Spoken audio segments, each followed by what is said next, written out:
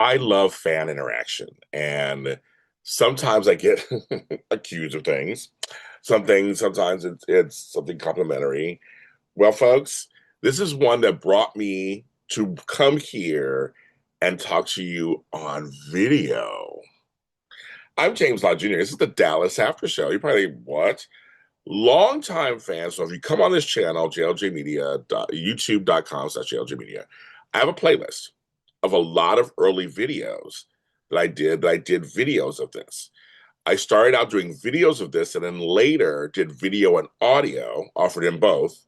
And then at some point, I just started doing mostly audio. So just though there are a lot of episodes that are only audio. And so if you're coming here, it is Apple, Audible, Deezer, Castbox, Geo7, iHeartRadio, Spotify, many others. They're available. Just go Dallas After Show. They're on there. You can kind of fill in what you don't see on this playlist. I haven't done a live show like this. I mean, live show. I haven't done a video like this in a long time. So you'll see some. And I was looking through the numbers. I'm like, there's some good numbers. I mean, people are watching the episodes and like talking about them still to this day. So thank you. So I thought, let me come back on now. Will this be a regular thing? I'm not sure, but I thought I'd come on and do this. This one's I think big enough that I want to talk about. But yes, but if you're listening to the audio, if you've always been an audio listener, you're fine. Every episode I've ever done is on audio. So the thing was brought to me. I was told in a message yesterday, James, you are wrong. JR never loved Sue Ellen. I went to my brother who's JR, named JR. We went and talked about it a little bit, and he gave his perspective, saying that we both think that's false. So just like you know now, we disagree with you. We think it's false. But he said I could see why people would think that. Were they a definition of a toxic relationship? Completely. Completely. They were. And I think that's what's interesting because we didn't have that back then in the 70s and 80s. We didn't have a thing called toxic relationships. There was never told that. Abusive, yeah, at times. She had her issues. He had his issues. Um, it's one of those things where when you look back at the actual all the stuff, you will realize JR and Sue Ellen were each other loves of their lives. And they basically said that in the later TNT version when he died, how much it really hurt her. Yes, they went off to have other relationships. I do believe, in my opinion, that JR had love for Mandy Winger. I think at first it wasn't that way, of course. But I think he did. Did he love Callie? I don't know if he did fully. I mean, that whole storyline is a different, that's a whole other story. That's another story. But I don't know. I don't know if he loved her. Yeah, I don't know if he loved her or had love for her. But I'm very clear about Sue Ellen. And Sue Ellen had Dusty and Peter Richards. I was other people too, but and Cliff Barnes. And there were some folks who wanted Sue Ellen and Clayton together. It's a whole other story. But I felt that when JR first, off camera, we didn't see it's 1971, we saw her as Miss Texas and saw her. She was beautiful. I mean, come on. Linda Gray, gorgeous, was beautiful, young and beautiful, and he wanted her. I would feel there was lust there first. Although he did fall in love with her, he married her, and that's when things went wrong.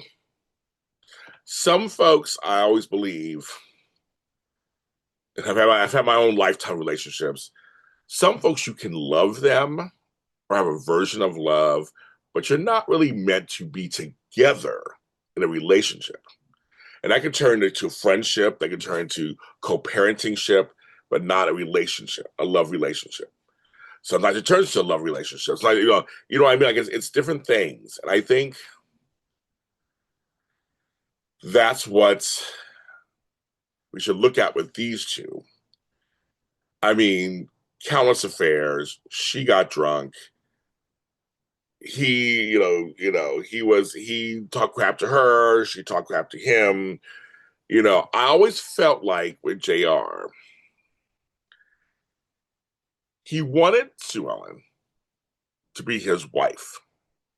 He wanted that image. Wife and son were good. But it kept getting messed up somehow. She just couldn't accept his affairs. I feel like he wanted his cake, because he's J.R. Ewing, and eat it too. He wanted to do what he had to do. And in business, there were things he had to do. And sometimes it was when folks to get stuff, get ahead. He didn't care because he viewed it a different way. And there are men out there who, I mean, I'm not saying it's right, not saying it's good, just saying they view things like, especially when it comes to business or even, you know, outside of marriage, they oddly do view marriage a certain way.